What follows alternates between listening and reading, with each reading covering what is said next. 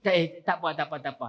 Sat lagi mak hang balik di rumah sebelah tu, dia main dah sikit lagi. Sabar Sat. Tak nak tengok syurga juga. Bapak kata, Sat lagi mak hang main. Dia kata, tunggulah Sat. Tengah tunggu, bapak dia lentok tertidur. Sekali kaki dia kena geritik.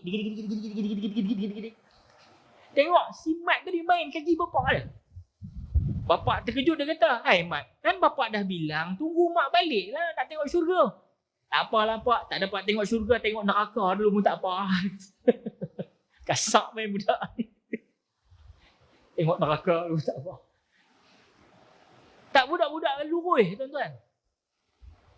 Jadi, syurga di bawah tapak kaki ibu. Boleh kita ambil lah sebagai pengiktibaran tuan-tuan.